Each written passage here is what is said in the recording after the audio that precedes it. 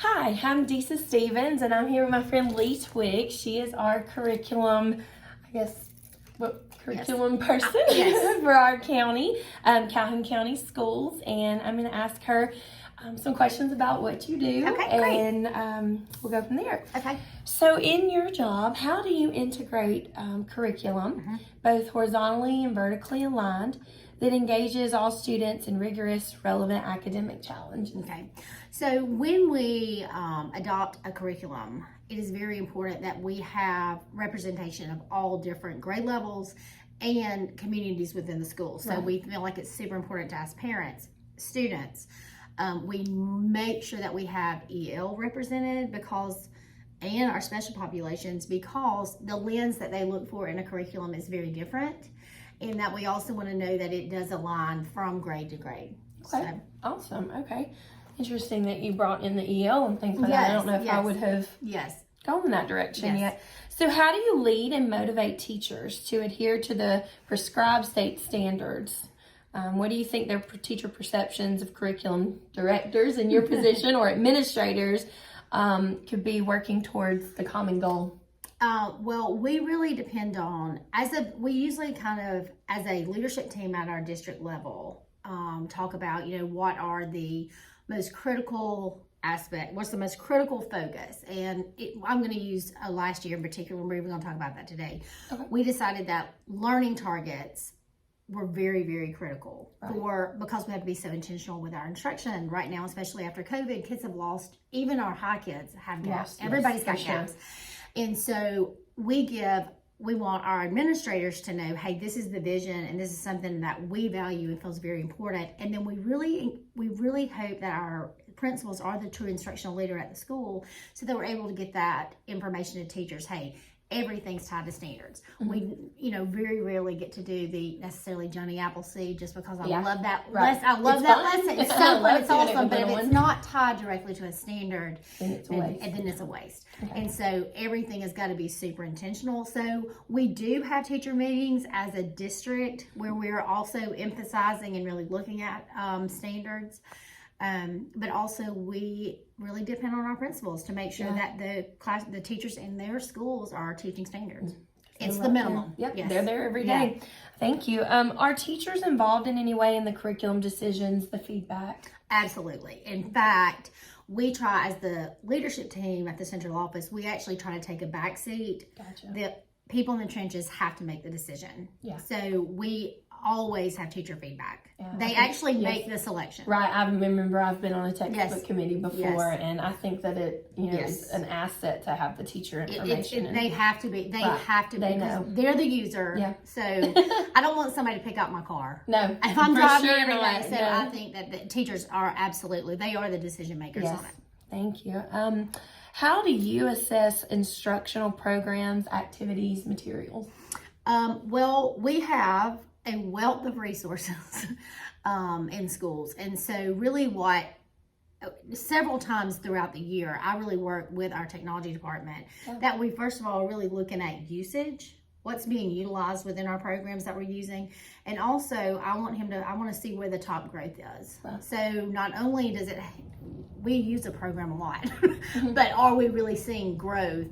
Is it worth our time and money? And so we go through and look at diagnostic tools several times a year to make sure that what we're getting our bang for our buck for. Okay. So, all right. How do you use the diagnostic tools to assess, identify, support, which you kind of tied on to that there in that question? Well, let me go back to the diagnostic tools, because I will say this. We really utilize diagnostic tools several times a year. I'll just use STAR, for example. Yeah. And so what we are currently doing too is really teaching. We are using STAR assessments K-12, which is so powerful to have that same language all the way across for the first time. So it's really kind of been exciting for some of our high school teachers because they've never had a diagnostic tool that will really drill down as far as this is really specifically what this intervention time needs to look like. They're learning to push their students along like we've always done in lower. Yes. And I guess we have the instructional coaches coming in and giving them that support. Absolutely. Okay. How has the infusion of technology into the classrooms impacted curriculum in our classrooms and schools? I think that COVID taught us a lot of things about we've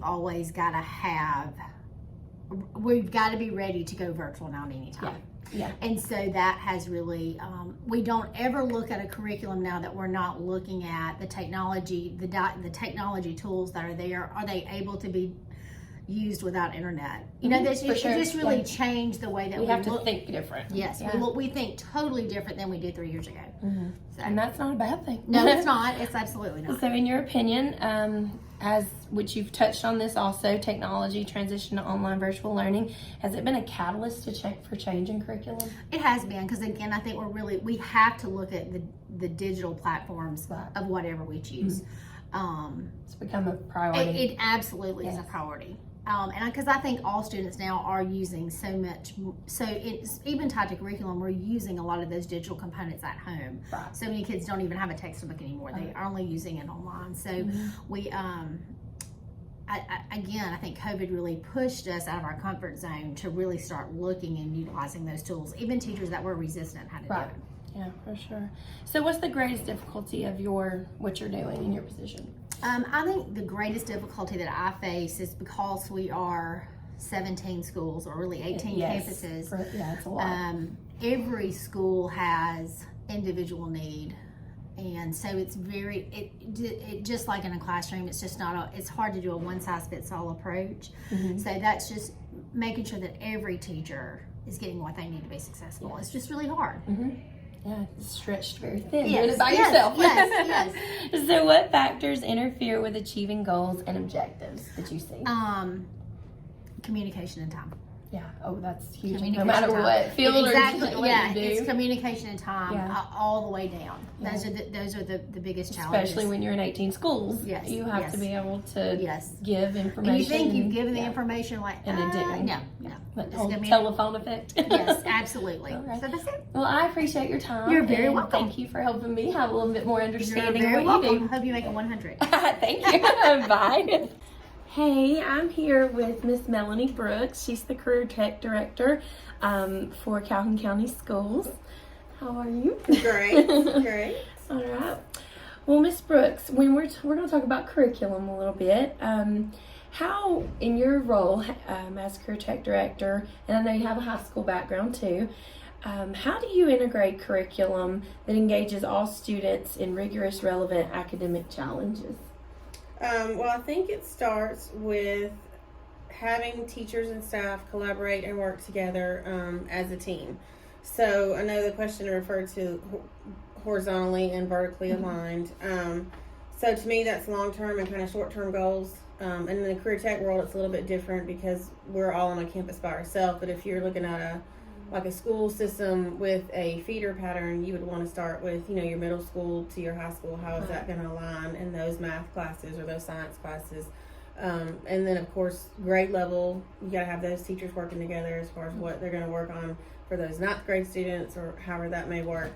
Here in the career tech world, it's a little bit different, but you do have the same kind of vertical as far as our teachers wanting to see the students progress through each step of the process so that they can earn their credentials and that kind of stuff. So it's just staying relevant and staying current with what's going on with education as far as in career tech seems to change and adapt very quickly with all the different changes going on in the industry world besides just the education side of it. So our teachers are really having to stay on board with a lot of PD and training and that kind of stuff.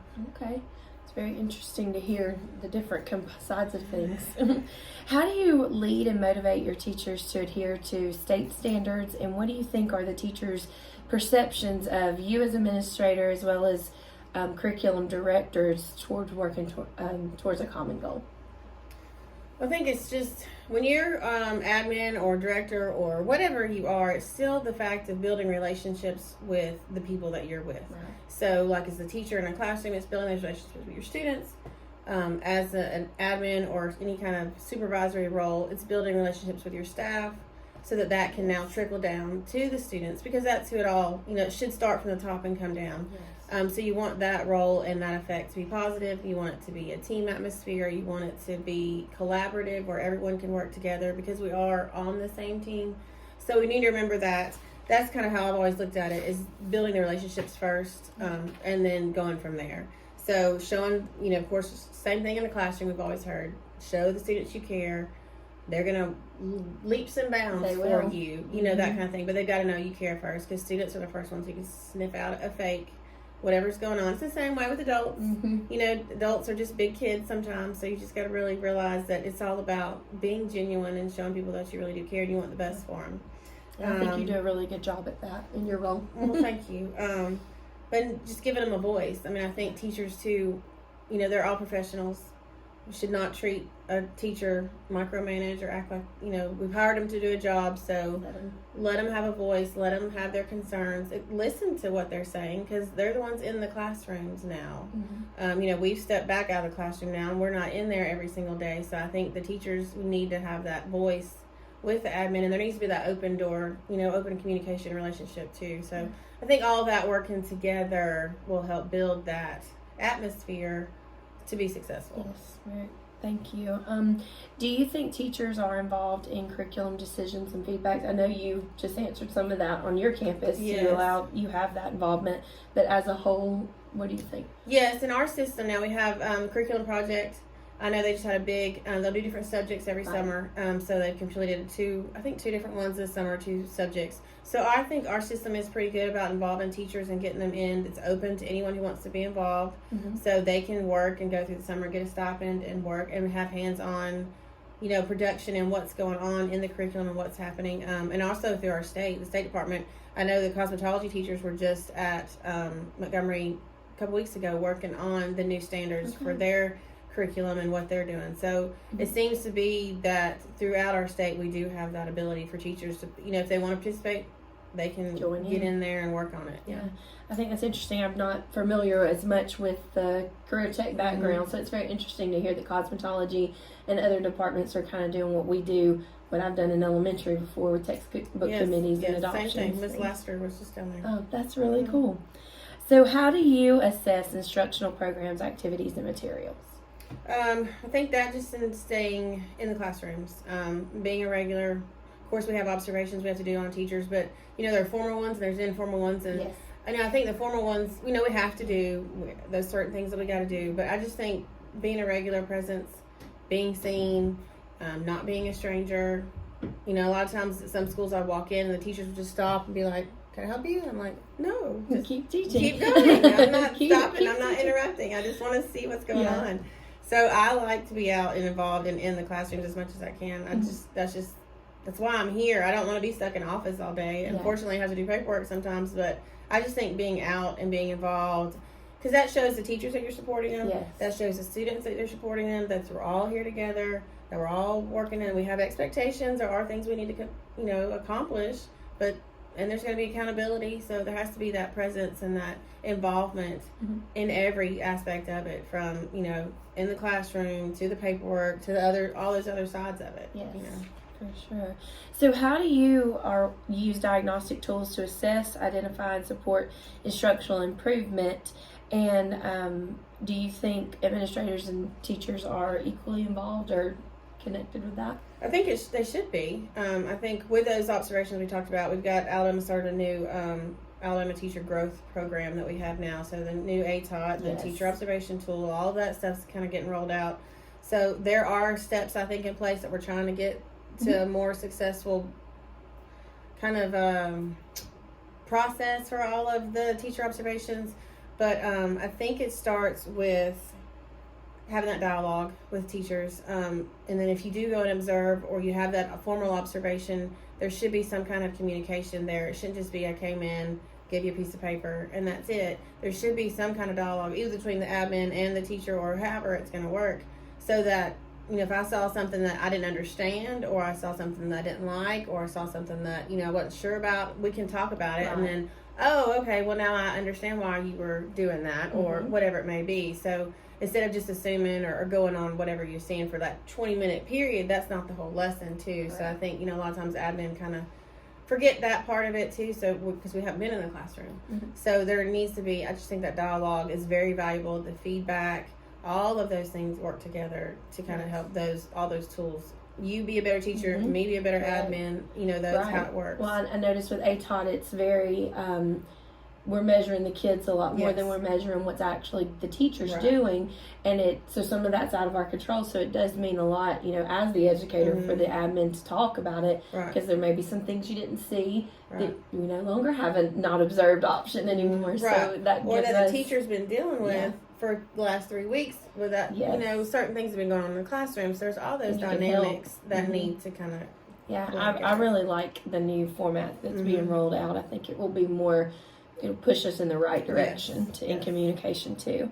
How do you think the infusion of technology into classrooms impacted curriculum in our classroom, schools, and districts? Well, I think it's a game changer. I think, there's no way that we can ignore all of the things that are around us. You hear everybody say now that the kids that are growing up now are in the generation where they've grown up with some kind of device in their hand. Oh, yes. From toddlers, they're having an iPad, or they're having a something, or they're having an iPod, or they're having a phone now at, that age. So this is a different kind of student that we are having in our classroom who've grown up with all of this technology that we didn't have, of course, growing up. So, and then just trying to stay current with everything, and I can compare it to the career tech world where we have automotive programs, but now we've got to work on getting these, electric vehicles, hybrid vehicles. We're not just working on, so there's different things coming into play, seems like every day. But then in the classroom too, you've got so many different resources now and things that we can pull for students to use through the technical side of it. So I just think teachers are having a whole nother ball game as far as trying to figure out, the newest things and how to use those correctly in their classroom, though. You don't want to sit them in front of a Chromebook all day. So it's just being, you can't replace a teacher, but you still want to be able to use those resources. And interweave them and everything. So in your opinion, has technology and the tradition to online virtual learning, has that been a catalyst for curriculum change? Oh, I think it's made teachers definitely rethink how all of that is being, sent out to students. Of course, you can never, like I said, replace a teacher. That's never going to be the same as sitting in front of a computer. But it's also when teachers started thinking about lesson plans as far as during COVID, and so how can the student complete this, or how can they turn this in, or how can I make sure they understand this? How am I making sure they're going to, how in the world am I going to assess a student if I can't even, they're not even in my room to see if they're, so it's just, I think it's really made teachers step back. And I think it's made teachers be better educators because now they've got to look at different sides of everything and see if the students are grasping it, and the material, and how, how things are working as far as the student and the teacher together. Yeah, and I'm seeing, like my own personal children, I'm seeing a balance come home between what they're getting direct instruction in the classroom and then they're getting things sent home virtually for study help and stuff that's not in the classroom, and it's really enhancing their learning and where they're going with things. So what, in your opinion, is your greatest difficulty in the position that you're in now? Time management. The minutes seem to go by really, really quickly. I can relate to that. That's definitely the thing is I try to have a to-do list or some kind of little goals I want to accomplish that day. So managing time and getting everything done seems to get harder and harder, but it's worth it. I wouldn't trade it for anything. We get there eventually. So, and lastly, what factors interfere with you achieving goals and objectives? I wouldn't call them distractions, but just things that you're not unexpected things that may pop up during the day. A fight on a bus that now you got to handle, and it takes an hour out of your day calling parents, or any of those kind of situations that may pop up. Where if you're a teacher in a classroom, you've got those certain kids, and that's all you're worried about. But as an administrator, you've got to worry about the whole campus and everything that's not just students and teachers. That's bus drivers and janitors and parents that may walk up, or any kind of thing like that. So it's just staying organized and prioritizing what you need to accomplish and what's most important, and then go from there. Yeah. Well, I appreciate your time. Sure. And I think you've done an amazing job on our campus, and I appreciate you so much. Thank you. Have a good day. Hey, I'm here with my friend, Miss Brittany Pinkard. She is a general education teacher, and so we're going to talk about curriculum as far as the teacher standpoint and the classroom. So Miss Pinkard, how do you integrate a curriculum, horizontally and vertically aligned, that will engage all your students in rigorous, relevant academic challenges? Okay, so that's a great question. So basically our curriculum, we have a committee that, as most school systems do, that go out and they vet the curriculum, and they make sure that it aligns with the standards, and that it's just, something that will work for our school system. We found that in that, a lot of them didn't meet the criteria that we had as far as the state standards and the things that we were needing out of the curriculum. So we chose the one that we felt best fit us. And so with that, what we do in our planning is we start out, and the fact that you said vertically and horizontally, that is a huge thing that we do, is we make sure that when we plan, we do plan vertically. And so what we're looking at is when we look at standards, for example, a 4th grade standard, we're looking at the standards that come before it, and we're also looking at the standards that come after it. So we are a standards reference grading system. So those standards are really, really important. And so when we are looking at the curriculum, that's the most important thing that we look for. So with that, we will also take that and use the data that we have with our students to make sure that we're accommodating all of our learners, whether that be, if we have ELL students, if we have, students that are SPED, or students that need to be advanced, we will make sure that that curriculum, either we can do that with different resources, or that our curriculum does it. Okay. How do you, when you're working with other teachers, how do you lead, if you're like a lead teacher or something, then lead and motivate teachers that you're working with to adhere to the state standards and what is expected of them? Also, what do you think a teacher's perspective or perceptions are, or what are your perceptions of your curriculum directors and administrators? That's also a great question. So our school system, we have what we call norms. So when we do planning, especially collaborative planning, that's been set aside specifically for teachers to collaborate and plan together, not just independently. We set our norms. And so those norms consist of, those state standards are non-negotiable. Those accommodations are non-negotiable. So knowing that, that's kind of like, this is what it is and this is the expectation, and we can hop on that train or not. So, with that just kind of being the expectation that that's a norm, that's kind of where we start. But as far as, motivating different teachers and making sure that they're all on board, that collaborative planning time is essential. We also have a mentoring program. So, those teachers that are veteran teachers that are more seasoned with those standards kind of take other teachers underneath their wing to make sure that they are meeting students' needs. Yes, awesome. Do you think teachers are involved in decision makings and feedback, or do you think they're able to be involved and welcome into the process? That's a loaded. That's a loaded question. I think that it depends on, I think it starts from the top down. So I have experienced several situations where I felt like my voice was heard. And I have experienced several situations where I felt like they're just kind of nodding and shaking their head and they really don't care. And I think that's, one of the reasons why we're in a nationwide teacher shortage right now, is because teachers' voices don't feel heard. And so I will say that I have been blessed to have administrators and, coordinators that have heard my voice and are approachable. And so one of the greatest administrators that I've ever had, and I reference her a lot, she kind of filtered through the BS, for lack of a better word. I know it's not very professional, but she did. And stuff that might not be what's best for her teachers and her students, she kind of filtered that to make sure that we were meeting those expectations. But a lot of the fluff and a lot of the stuff that wasn't good for us, she basically gave us the decision and gave us the voice. Right. That's so awesome. I think that's very important today. Yes, I agree. That is very awesome that you have an administrator willing to do that, because that's not always what we get in the classroom anymore. So how do you assess, when you're looking at instructional programs, activities, and materials, how do you assess what you think is going to be good in your classroom setting? I think first and foremost, I always start with my students and their data. I think data, you know, I know that that's like, that I feel like that's just a starting point with your kids. And you kind of look at the data and you meet the kids where they are. And based off that data, you're able to make decisions on what your kids need. And push them. Yeah, and push it. And so whether that's, you know, with curriculum that you use, you know, some school systems are a little bit more laxed. Hey, this curriculum is your Bible, or hey, use this as a guide, and use your professional opinion and other resources that you can pull. Gotcha.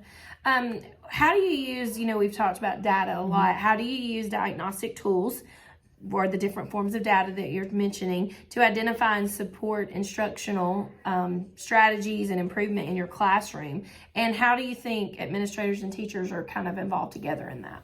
So in going to the data, our system uses things like STAR for reading and for math.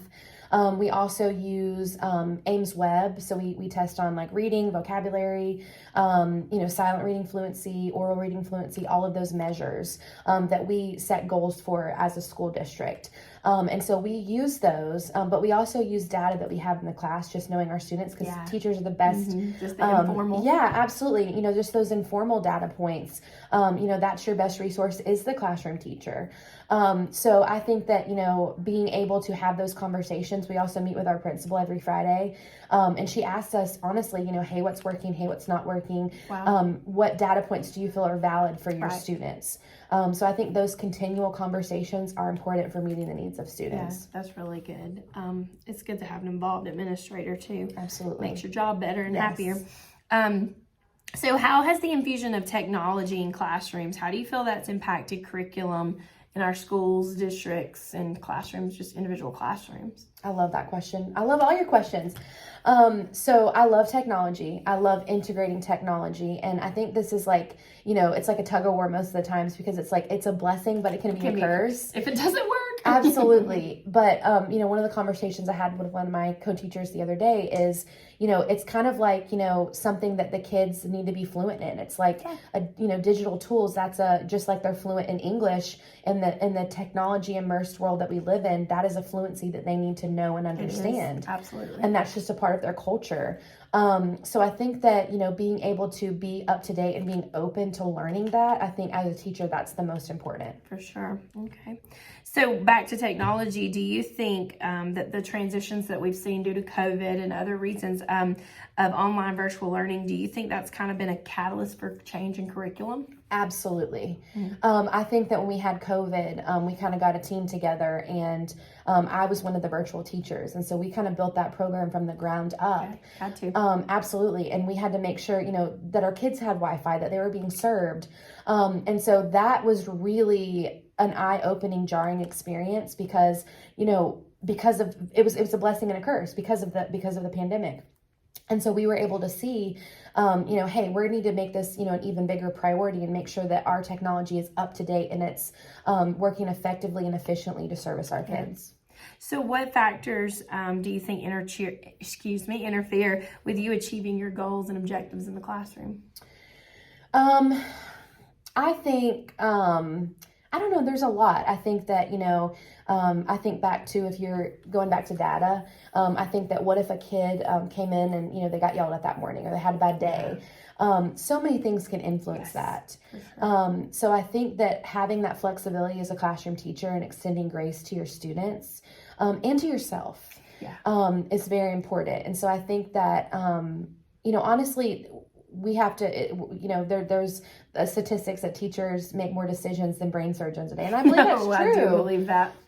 Because, you know, we're constantly putting out fires. We're constantly making rapid decisions. Correct, yeah. And so I feel like really anything can get in your way. It's just you having a flexible and an open mind to make a solution to that problem.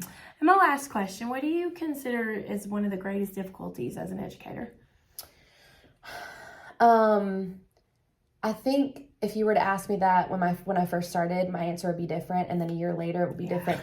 It's I would have a continual answer for that. You're growing continually and it changes. Absolutely. I can only speak from my my lens. And I would say that my greatest difficulty has been, when I had my son, I was, full force, that was my whole life. And I started realizing that for my own mental health, I needed to make sure that I had a work-life balance. Yeah. And so I think that, just being very candid, I think that teachers are portrayed as martyrs, and they're expected to, be anything less than human. And so I think that it's important to extend yourself grace, extend other teachers grace, and realize that you can be an amazing top tier, full force teacher in it for the kids and also have a good work-life balance. That's really good. A lot of teachers need to hear that. Yeah. I appreciate your time. Thank you for talking with me, and we'll see you soon. Yes. Bye.